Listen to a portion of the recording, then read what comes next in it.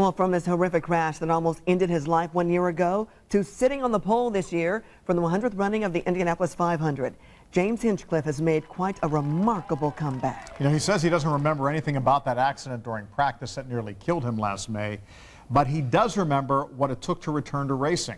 Sports reporter Rich Nye on his push to get back behind the wheel. The green light signals go for James Hinchcliffe in this reaction and core building exercise. A year after he nearly died, the light is green on his health, IndyCar career, and life. I've pushed myself mentally harder than I ever have, which has led me to push myself physically harder than I ever have. And, you know, I sit here almost a year on from the accident, a better person in almost every way. Go and a hard contact. Hinchcliffe crashed in turn 3 during Indy 500 practice last May. A suspension piece punctured the cockpit and ran completely through his backside. It wasn't until they pulled me out of the car they heard this thud, and they looked in the car and realized that a piece of suspension had clearly just come out of me and landed back in the seat.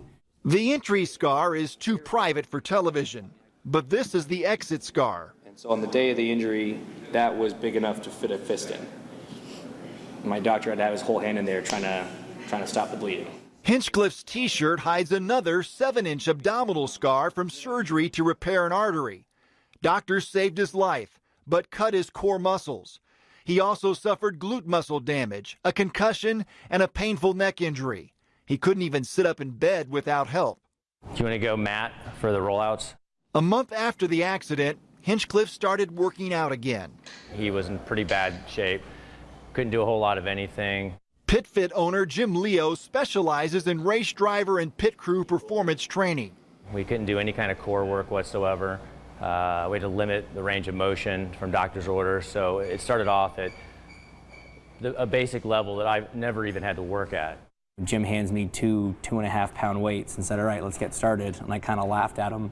And after 10 reps, I was gassed, you know, and it's incredible how quickly, you know, your fitness level can drop when you're really not using anything. And so I remember that first day thinking, this is going to be a long haul.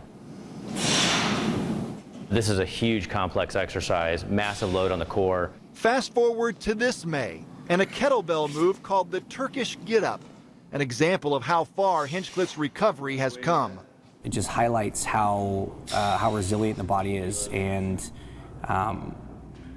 what people are capable of. You know, it all comes down to the mindset that you have and the amount of effort and determination you put into to reaching a goal. To see him come back to where he is now, it's got to be one of the most gratifying things I've ever been a part of. And you know, his dedication is what made it happen. A year ago, I nearly lost all of this, you know, and so to be able to not only get the opportunity to get back behind the wheel, you know, try and race Indy 500 again, my fitness level is better than it's ever been. A stronger James Hinchcliffe sees nothing but positives after lifting a heavy weight of adversity. I'm Rich Nye, Channel 13 Eyewitness Sports.